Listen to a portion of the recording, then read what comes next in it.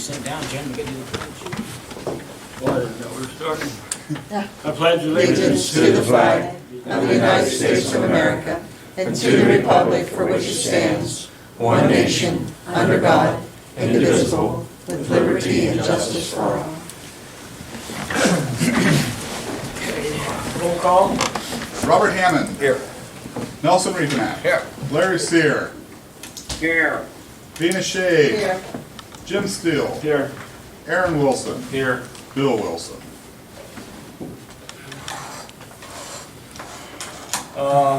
Anybody present want to say anything to the council? Floor is open. I turn it over to Kim now. Okay, we'll do the consent agenda next. The only thing of note on the consent agenda is a facility use request. Sip and Shop, which is listed for 18 November, is requesting permission to have alcohol. That's not the community center. That's at the community center. And then the Festival of Ice is pending PennDOT approval and their insurance. And once we get that, then we're good to go. Right. Make a motion we approve the consent agenda. Second. All in favor, say aye. Aye. Opposed? No. Okay. One no. I'll turn it over to the borough manager. All right. Item number one, let me get this on the wall so everybody can see it. And then I want to change the screen so that the audience can see it as well. Let me change it to the side because of Matt. This camera. So people back there can see. There we go. Okay, the first thing on here is the Digester DCED ARPA grant. The last two Commonwealth Finance Authority meetings have been delayed by the authority. The next one is scheduled for November 21st. So we are still in the wait out mode until they have their meeting. Number two, DEP Infiltration and Inflow Violations meeting. There was a meeting at DEP with borough representatives and our engineers on October 5th. Basically, since January of 2015, we've been under a corrective action plan with DEP to fix the I&I in town.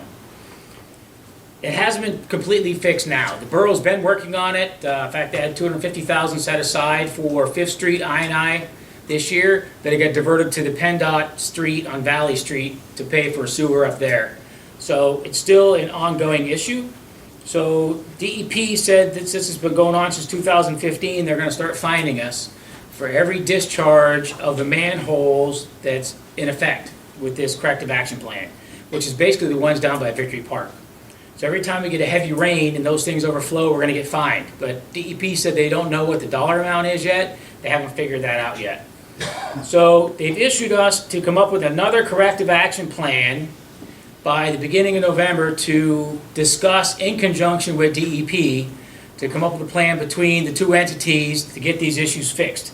Once that plan is approved by both parties, it's going to become a consent order, which means they're ordering the borough to do it within a certain amount of time frame, and if it's not done by then it's really bad. So the bottom line is that is in place now. We are working with our borough engineers. Our first meeting is next week to sit down with all the required personnel and start working through a plan to make this go away. Number three, streets. Basically, this has to do with the parking authority. So we've talked numerous times about the possibility of dissolving the parking authority and just basically making it go away. There's not a requirement for the parking authority in the borough anymore. So what we've talked about is a streets/parking board. So instead of having a streets committee with 3 council members, you would have a streets/parking board that would have like 3 council members and 4 citizens/business owners instead. And that way they would have a say in what goes on with all the streets and parking in town and not just the parking lots. The issue with the disillusionment of the parking authority is the parking authority lots that they own will come back to the ownership of the borough. Their money would come to the borough, but it's not like it would be taken away from them. It would be part of the streets board. In essence, it's still there. So I don't have it on here as an action item because we're having a streets meeting tomorrow night, and I think we're going to discuss it with the streets committee and some of the parking authority guys tomorrow night. So right now, it's just an FYI. I got a feeling though November council meeting will probably come up with a recommendation whether we do this or not. 22 December 23 is the first annual employee Christmas party, and I want permission to close Borough Hall at noon. That's why I got the 2 asterisks there, so I need a vote to see if we can close Borough Hall at noon so the employees can attend the Christmas party from noon to 3 at the community center. Motion. Second. All in favor, say aye. Aye. Opposed? Okay. We've never had one before, so we're looking forward to this. 24 January is going to be the second annual town hall meeting at 6 o'clock at the community center. If you remember, last year we had our first annual town hall meeting. It went really well, so we're going to follow it up with a second annual one, which is pretty much going to be the same agenda with some tweaks. But basically, we're going to cover all the things that happened in 2023, what we're looking forward to do in 2024, 2025. We'll talk about budgetary issues. We'll talk about what's going on with PennDOT and everything that's affecting the borough. So that is on the calendar for the 24th of January. 22 Ridge Road lot sale. We were talking about selling that lot on 22 Ridge. It was a joint effort between us and the county to tear it down. The borough owns it. However, for council, the issue is in order to sell that lot, we have to have an appraisal done on the property. Now, appraisal could cost a couple grand to do something like that, and the odds are you won't get a couple grand out of it. Let's just say we paid $2,000 for an appraisal, we sell the property for $2,000, $1,000 goes to the county, we're out $1,000 again. So I don't know if it's worth selling that property. It's a small piece of property, it's only like 20 feet wide. I don't think Caitlin's here today, but it's only like 20, 25 feet wide. Why do we need an appraisal to sell it? It state law, or was it state? Borough code, yeah. Borough code. Can we change the code? I don't think so. I think that's a state one. Is that, that's a state So it's a thing? state thing. Yeah, it's a state thing. It's pushed down to the boroughs, and so we have it. So you have to get an appraisal. We have to have it appraised, yeah. That's, so when we sold the river property, you had to have it appraised, and it was all appraised and all that stuff. So So in we this couldn't case put out for here, bid or anything? no, it's gotta be appraised before we Still do has it. to be. Yeah, it still has to be appraised. And Mark and I have discussed this at length, so it does have to be appraised, and we're kind of at a catch-22 about selling it versus maintaining it. The only good thing about selling is, one, we don't have to maintain it, because right now we're gonna have to like shovel the sidewalk and cut the grass and everything. And the other thing is it'll get on tax rolls eventually, and then we'll start getting taxes back on it. But in the long run, But do we know how much it will cost to have it appraised? no, not yet. So can we use any appraiser we want? Yeah, as long as it's official I appraisal. mean- I'll look into it. I was gonna say, I've seen I got it. appraisals done for like $500, so. I got a guy, I'll take it. Okay. Yeah, let me know. Yeah. Okay.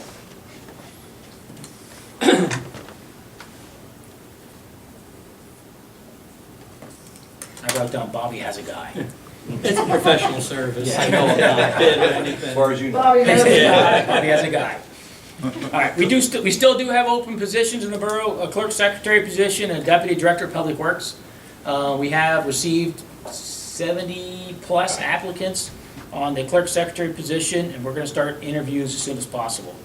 Deputy director of public works, I think we received maybe 10 or 15 so far. The refuse office is gonna be closed October 20th to the 25th, and the reason for that is the employee down there has vacation scheduled with her family, it's been on the books for months and months. And we don't have anybody else in that office until we hire somebody. So in all fairness with her, we gotta let her take her vacations and stuff because of the fact that she's been down there for months and months and months by herself, and she needs a break too. So I'm closing the office from the 20th to the 25th. I don't need council's approval for that, but if you guys wanna vote on it, you can, tell me no. But right now, I'm closing it for that week for her. You Now- can advertise that? Yes. But we are trying to get another reader in the codes office, a card reader, which you haven't had before. And sometimes the residents, we talked about it, can come down, if they want to use a credit card, they can still pay online. Maybe it'll take it down to codes office. And list of important dates coming up, and correct me if I'm wrong on some of these, but I think this is what I'm tracking. 21 October is trunk or treat. I think that's your police department, right, Dave? Yeah. You guys doing that? 25 October is a Halloween parade, that's been approved. 27 October is safe night, Yeah, right?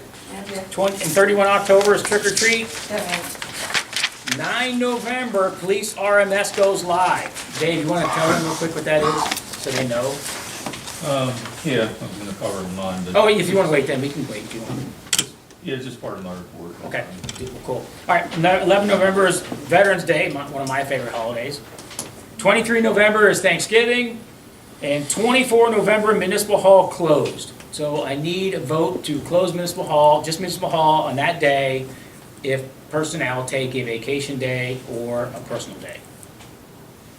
You said just municipal hall. Yes, I talked to Ben. The problem is the other sections may not, they're gonna do what they can to get it done in time, they're in a hurry, but they have to do some refuse, like sheets and all that stuff. They can't go 4 days without a pickup, so they're gonna try to do some double stuff to get that done early that day. Okay.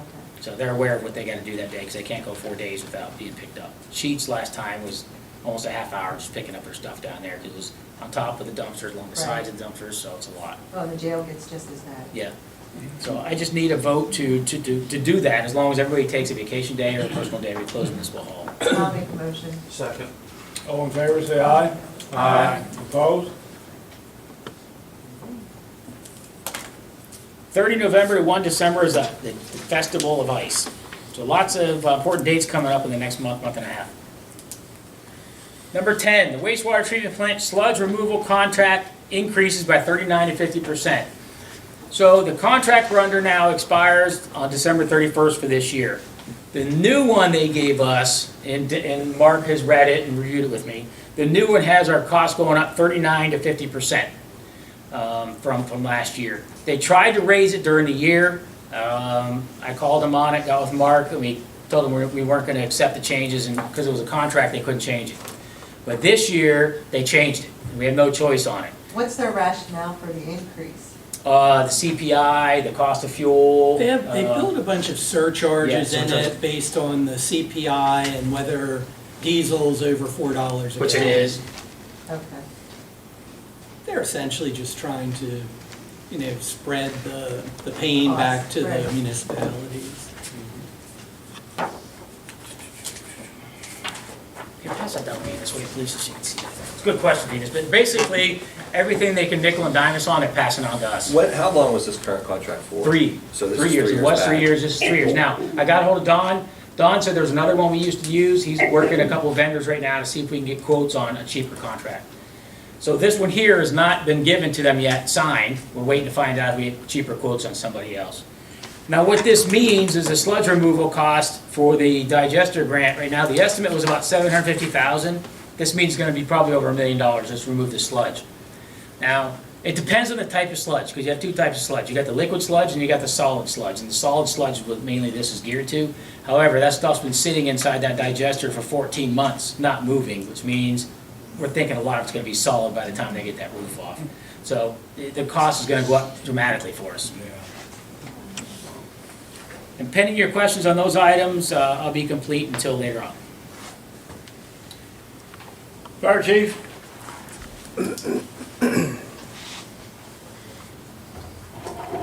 Okay, thank you. For the month of September, response-wise, it was 11 month, which is great. Fire department responded to 13 incidents, 1 building fire, 3 medical assists, motor vehicle accidents with injuries 3, natural gas leak 1, police assist 2, smoke scare, odor investigations 2, and 1 automatic alarm. Also, the borough's water rescue team's been kind of busy. They've been working with various police departments on some criminal investigations. They're on call 24 hours whenever needed. I can't elaborate too much because, like I said, they're criminal investigations. But our water rescue team's active in it. Also, another thing too, due to the COVID, the borough received some ARPA money, and it's very generous from fire department. The rescue team from the city was awarded a large amount to buy some new rescue equipment. I think like a dollar figure around 78 grand, am I correct? That's correct. Okay, the new equipment's starting to come in. They're waiting for 2 more pieces. And the captain of the city would like to give council and administration personal invite, maybe next week sometime, to come up, look the equipment over, that money bought, and possibly give you a demonstration on how it's used. So we'll try to pick a date that maybe works for the majority of the people and get that done. But I want to give you personal invite. And also, we've been participating in a lot of fire prevention programs this month. Now we're starting to gear up for the things you read off a while ago for the borough-sponsored Halloween events, what have you. Any questions for me? Hey, do you know how many fire alarms you put in houses during that United Wear Caring Day? The last number I got was pretty close to 600, Wow, that's awesome. and that was through the Red Cross. Yeah. And that was with batteries installed and everything. Okay, Thanks, Steve. thank you. Where?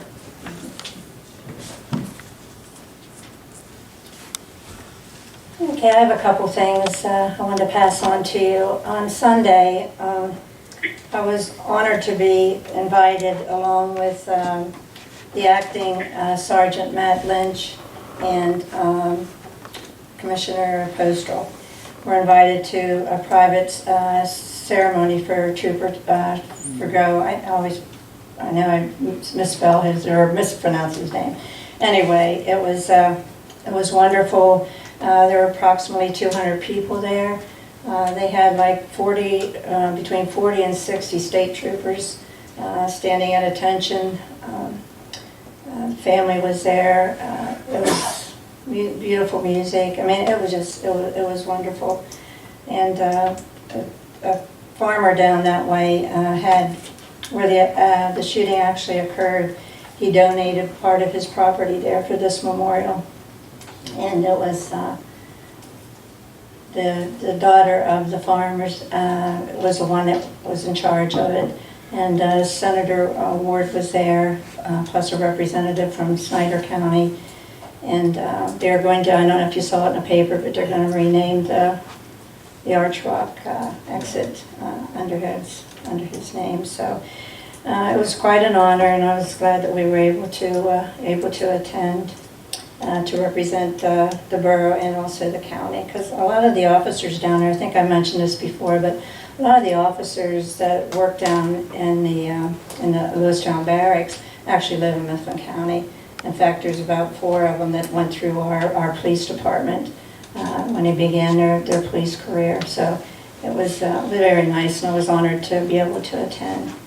I failed to mention this is a program. And we were mentioned in the back, the county and the borough, so it was nice. Last month I failed to mention about FAME EMS was awarded the 2023 Lifeline Gold Award by the American Heart Association. It's a big deal. I mean, and I wanted not to go unnoticed, that they do amazing things out there. I had my third quarter.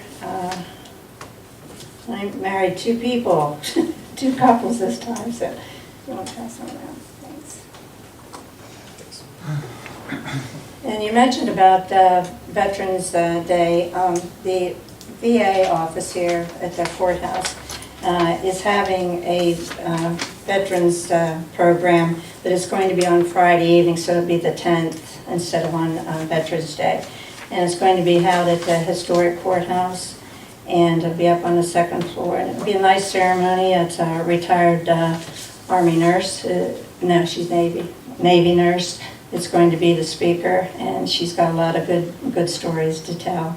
So you might want to put that on your calendar. That's at 6 o'clock on Friday the 10th. So our property maintenance committee are resuming our meetings after taking off during the summer. It's scheduled for next Tuesday, the 17th. And this is the committee that we're dealing with abandoned properties, and we are seeing some interesting and promising things coming from that committee. So tomorrow I will be leaving for PSAB Board of Directors and Trustee meeting and the Fall Leadership Conference in Erie. I'll be gone until Sunday, but I always have my phone with me if anybody needs me. Anybody have any questions? I know, I was windy. I'm sorry. Okay. Took up with that, take a note.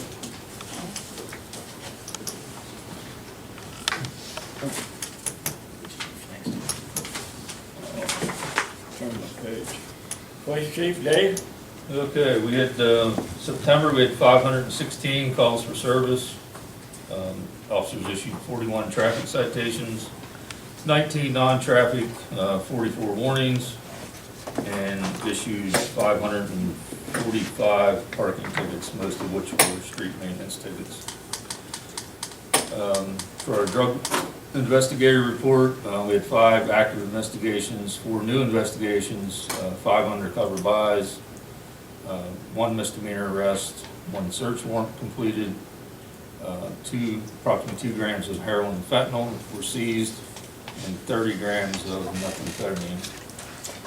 And our drug investigator also attended a week-long homicide investigation course.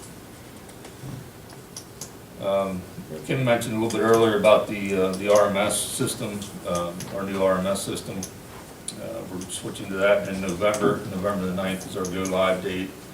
The officers now have the laptops and printers installed in the vehicles, so they'll be able to print out citations, e-file citations. That's part of all of our upgrades as well. Going to what we call a TRAX e-filing system, where they can do the citations on the computers in the vehicles. They automatically get sent to the court, so it's much more efficient for the officers to be able to issue the citations that way. So we're doing some upgrades there, and that'll begin on November the 9th, hopefully. Trunk or treat, that was already mentioned as well, October 21st. Where's that at? At Rec Park. And if it rains or if it's inclement weather, we'll move it inside to the rec center. So either way, we're gonna have it that day from 6 to 8.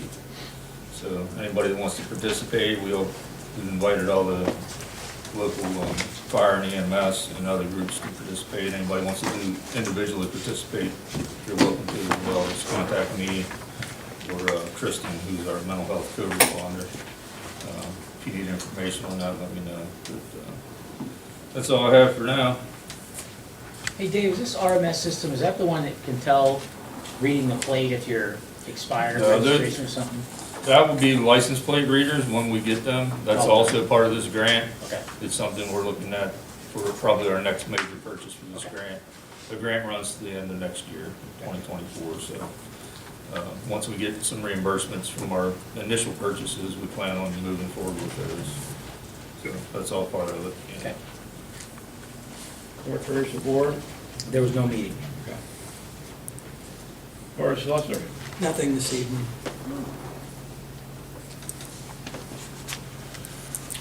Turn it back over to All right, new and unfinished business. Number 1, CDG Southside ADA ramp approval. We just need to prove that the payment of this money from the county. The county actually has the money, they make the payment, we need to approve it. I'll make a motion. Second. All in favor, say aye. Aye. Aye. Opposed? All right. Number 2, Mifflin County Library Board of Directors. We received a memo that they're requesting the borough appoint Shelby Liebcott from 2024 to 2026 to be on the Mifflin County Library Board of Directors. I'll make a motion. Second. All in favor, say aye. Aye. Opposed?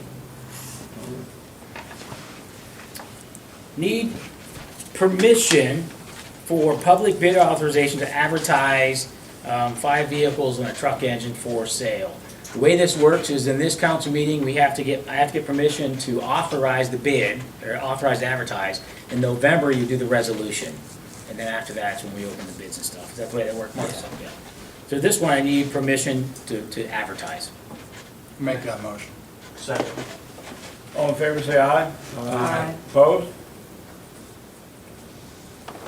And the last thing I have is for executive session. Is there any public comment before we go to executive session? Okay, everybody off the lead, we'll call you when we're done.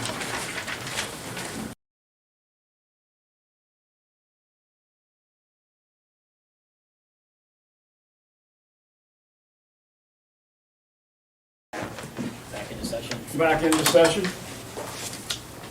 Okay, I'll make the motion that we accept the termination of the borough employee.